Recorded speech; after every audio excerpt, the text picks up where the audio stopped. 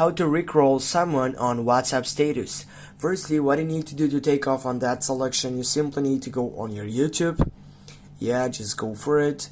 And when you get right there, you need to type for rickroll, and you're gonna find out that song which is so much interested for all of us. Just go for rickroll. Yeah, go for that selection.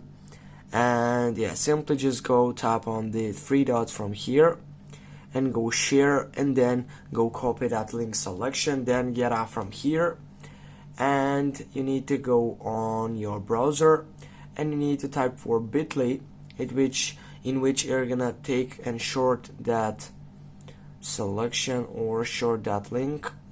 Yeah, just go for bit.ly because this could take you to the main point by shortling your URI. Yeah, now you'll need to wait to get up to the full page of that selection. Simply scroll down, go shorten your link, just go paste it, go shorten, and then go copy that link. And of course, now you have copied the link session. And now what is next? Simply you can go into your status on WhatsApp and then take it right there without any problem and get it to the main site. Simply go to your WhatsApp,